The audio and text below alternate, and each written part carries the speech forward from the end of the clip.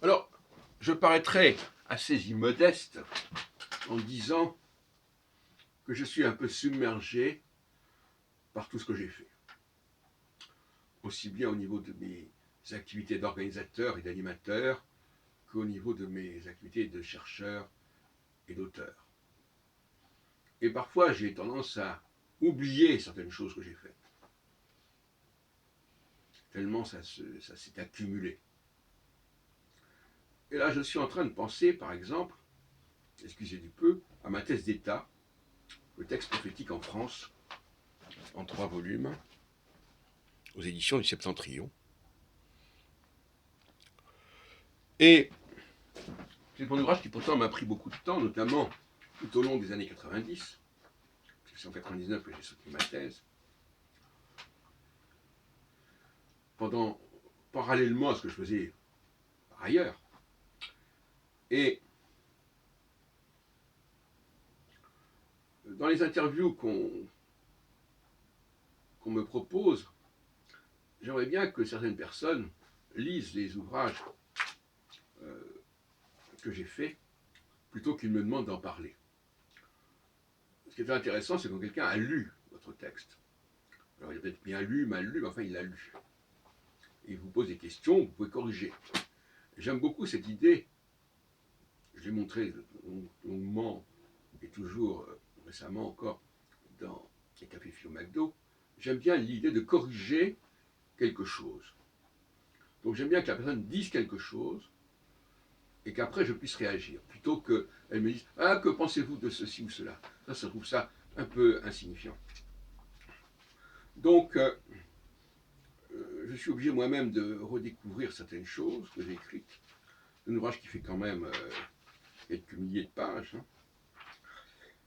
qui est complété d'ailleurs par mon postdoctorat, qui fait aussi pas mal de place, et qui a été soutenu en 2007. Évidemment, ce sont des ouvrages qui ne sont pas parus en librairie. Celui-là, par exemple, le Septentrion, bon, c'est pas une édition très diffusée. Et en plus, elles ne sont pas signalées à la Bibliothèque nationale parmi mes travaux.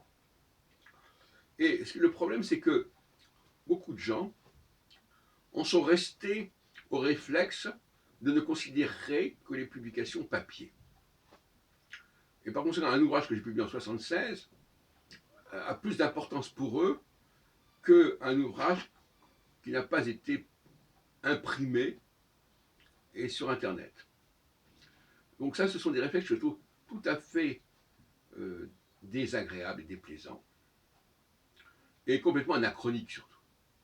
Parce que vous imaginez bien que quand on rencontre quelqu'un, autant lire d'abord ce qu'il a publié le plus récemment, où il en est par rapport à ça, quitte à faire une rétrospective.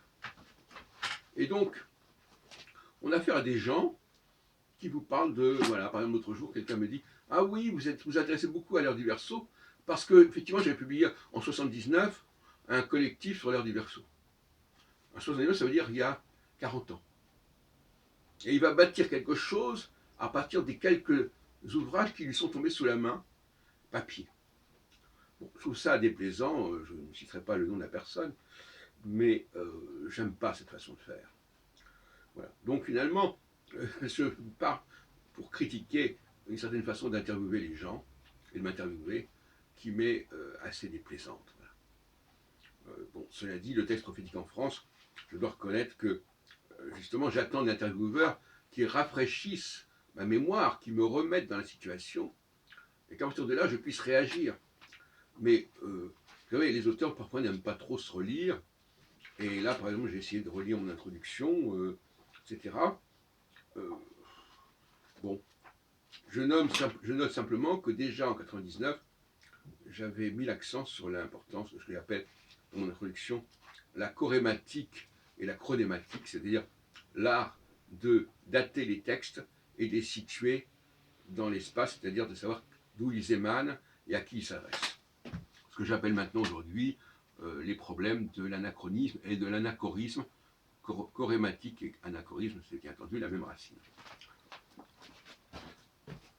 Qui veut dire espace en